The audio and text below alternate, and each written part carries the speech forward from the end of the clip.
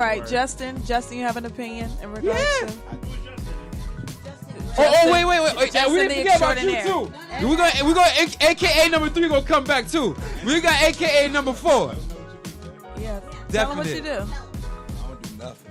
I don't do nothing, man. You got talking to Mike. I don't do anything. I just be chilling, man. I ain't even want to be on the microphone, but no, I'll word it like this. You're important. We actually got a Buccaneers game on TV right now. There's a whole bunch of those people who probably like just whatever.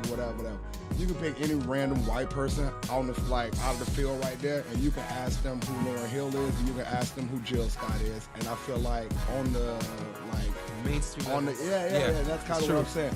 I feel like Lauryn Hill kind of took that soul food that the nation needed and put it on plates of white America. I agree. And that's something that I think Jill Scott pop in this circle. Yeah, and we love her. We know her. Yeah. But I don't think Ivanka Trump knows who in the fuck Jill Scott is. Right. They definitely know who Lauryn Hill Right. is. And so the fact that we were able to take that to white America, I think that's where the influence comes No, from.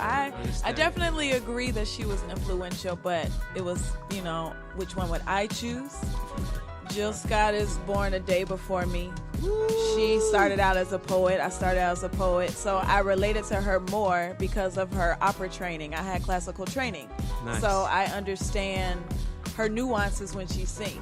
You know what I mean? I was introduced to Lauryn as well around the same time everybody else was, I guess. And she was definitely very influential. But as far as mine, and what I chose, I just gotta say Rashad Real. I just need to Rashad Real. Yeah. But yeah, man. But yeah, that was a great question. Good. Well, you know what? Because the thing is, that's the point. When people come here, I think people think they know what to expect.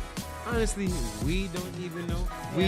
Because the whole purpose is going to be a blunt conversation. You know what I'm saying? Like, anybody could go anywhere else because you're going to take off. You're going to do your thing, and everyone's going to want to ask you those questions that you expect to hear. And that's cool. We got those too. Boring questions. So we got those too. But, like, at the same time, people that already know your music, people that already, this conversation is for your friends. Right. It's for your family. And yeah, it may be a little whatever, but you know what? People could get that other shit on stage. Right. They could get that other stuff when you get the album. But what's the things that you're not going to get? We're trying to get... Come on, y'all going to do it. Just do it already. Shock the world. Yeah, anyway, we talking about the game. That's why you don't watch TV. Back to the show. Nah, anyway. That's the Bucks, I tell you, man. They do that. But anyway, the thing about it, this conversation is cool because you get to get that, chill. Right. Like, it's just having fun. Right. Pretty much. That's what it is, and I like that. Like, you mentioned something earlier. How do you feel about the kneeling thing? You was mentioning the thick thighs matters, and I think that's cool because my thing was like, if everybody feel however they feel, if cops want to say whatever, they blue line, hey. Right.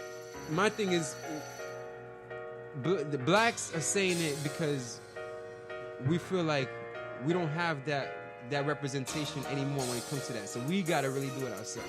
Right. And I think, it's an opinion how everybody feels about it. You know what I'm saying? Like, the whole idea of someone feeling like, well, I don't know if I should kneel with you, whatever. Cops are killing y'all too. I mean, like they're still getting away with it no matter who it is. And I feel like somebody gotta say something. Somebody gotta do something, ruffle some feathers up, And I feel like it's cool that a lot of people are, they're about it, but for how long? What is it gonna take? Is it gonna be until the football season's over? And then since nobody's doing nothing about the national anthem, what would you like to see done? After all this is done, people talking about Collins and this and that, like, what would you like out of it? I know this is going to sound like very pageant. Nah. But, This is just peace. You know what I'm saying? Yeah. Just being chill. Like, minding your own business. Don't be getting into no friction. Like, I'm just all about, cool energy. The people I have around me are just cool and dope. You know what I mean? And just vibe. That. You can feel it. You can feel it. You can feel the energy. So, just being like that, like war and anger, it just creates so much static. You can't create. You know what I mean? You can't create nothing. Yeah. I feel that, and I like that because my thing is like, I feel like it's always the men. We always got something to say, whether it's online, we're posting memes and this and that. And women, we really don't hear much of what they got to say. The divine feminine. Come on. It's it really is. It's a big deal. So that's why, like, even just having you here to have that perception, because we don't know. We sit here and run our mouth all day about whatever. But a woman has you guys have a way of relaying information a lot better, and a way of expressing something that maybe we didn't think about. Like, you know what? Yeah, that's true. You know, like this would be cool, because I haven't heard anyone say that. I've heard people say, yeah, you know, these guys, they need to go to jail, and people need to own up, and not everything's just fight. Like we back in school. It's us versus them. You don't hear a lot of people just like, can't we we all just like get that. along? Well, Ronnie King, we're still human. Google that. We're still human, you know, and ego still exists, unfortunately. Definitely. If there was a place where ego didn't exist, it might be a different situation, but you know, it is what it is. But that's why you listen to your music to pass the time. Exactly. Yeah. There is no such thing as space or time. I don't believe you just in are. that. You're present. I like that. Exactly. You're present. I like that. That's all it is Yes, right it now. And you're connected to everything. Yep. Like, that's how I look at it. I like that. organically, we're all made up of the same elements. Just to give a little bit of my background. Yeah. I have a degree in biochemistry. Yes. And a doctorate in pharmacy. So I study to the minutia. I study cells. I study nitrogen. I study carbon atoms. Yes. You know what I mean? Protons. And when you look at different things, we're all made up of the same substances. So when you relate to those things, especially a human, you're pretty much identical. Energy. But to a fucking tree, to a flower, to the air, Everything you know what is I mean? special. They always talk about breathing in oxygen, but you're breathing in the universe is mostly made up. Well, our atmosphere is mostly made up of nitrogen. So you're converting that to, well, it doesn't matter. No, but it all I'm does matter. saying is, It does matter. all I'm saying is that everything is relative. And when you're worried about Facebook beef, or you're worried about somebody kneeling, or like when you're just worried about things that don't matter in the scheme of things, you're not existing. You know? And that's just all I try to talk about in my music, is how I try to live my life. Of course, I'm still human. I still deal with shit. That's normal. But I try to get out of that and just be. When you be, you can connect with everything, and nothing matters, and everything matters at the same time, if that makes sense. Nah, and that's how it's supposed to be. It's funny because oh, y'all like that? yeah. Yeah, make sure y'all take your notes, man. Make sure y'all take your notes. DemiNova.com, DEMINOVA. I have a show Saturday at the Crowbar, 8 p.m. Please come. You'll enjoy yourself. Yo, to the background. I love that, because I know you. I call you a doctor. I need to just walk around with Dr. Demi Nova, because I just think it sounds dope. That's cool. Like, I know a doc.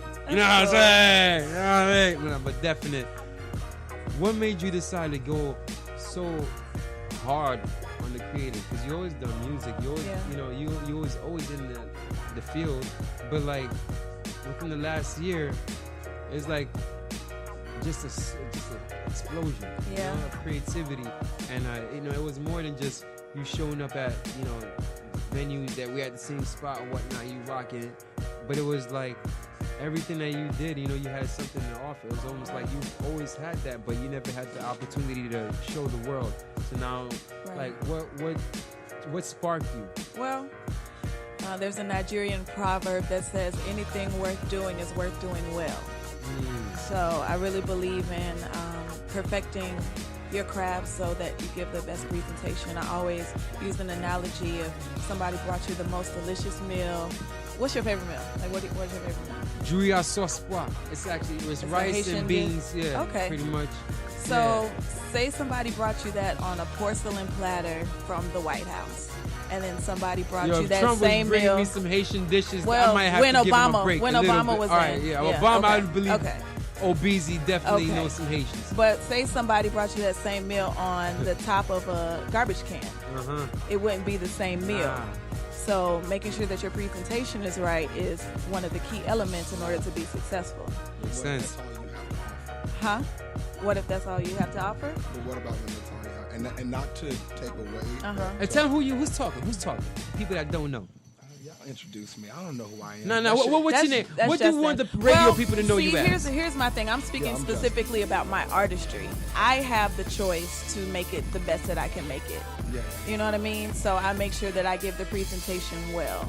In other instances, like if I don't know what you're relating it to, like maybe somebody is offering you something, like a date or something. I don't know. That's not what I meant. Okay. But just kind of just getting back to the energy of it and the intention behind it. Yes. So obvious. Oh, I'm sorry.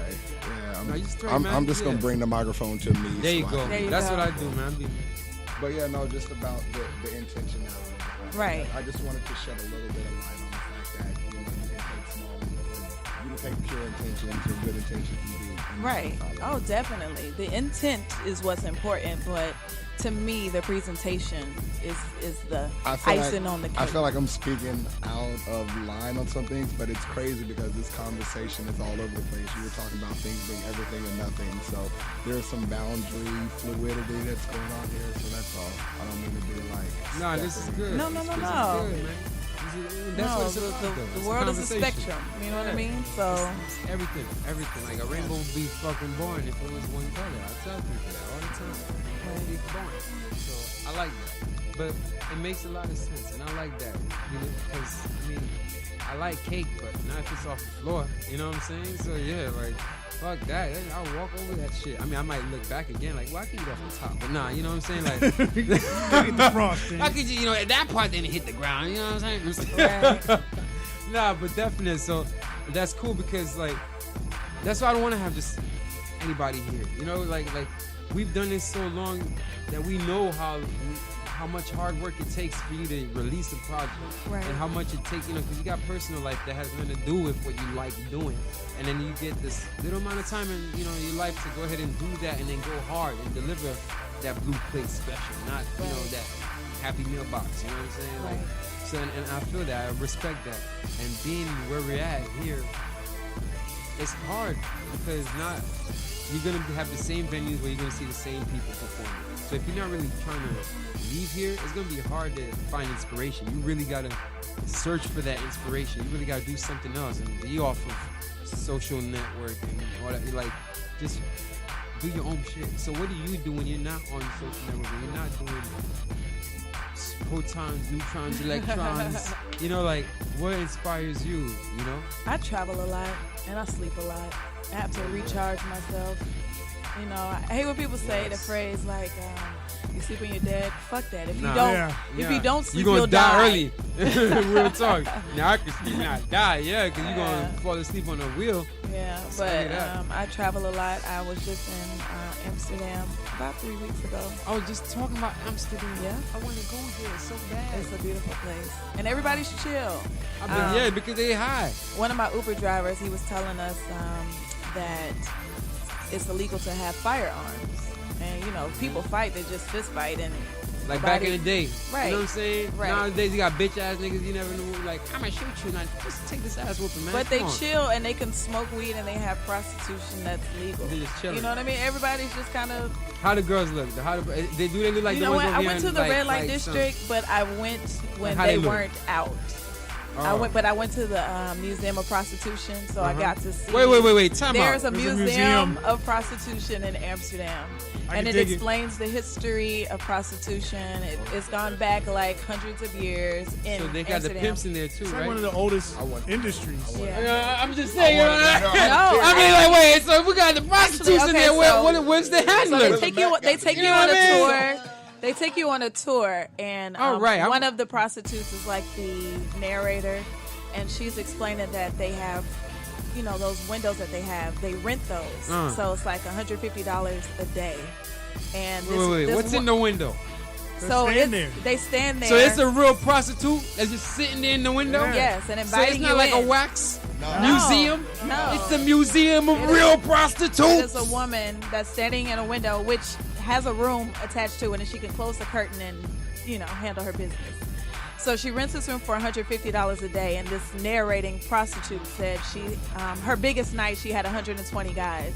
Whoa! In one night. Yo! One night, an 8-hour shift. got paid. Oh, sorry. I mean, horrible. So horrible. But seriously, But she also said So that that's it. every act wasn't a sexual act. Yeah, you know, something some different. people might want to tickle her feet. Yeah. Or Yeah. watch her That's it. fondle herself. Like, I don't know, but Watch it me wasn't dance. always sex. I just Right. did these new dance Right. moves. You be surprised for real.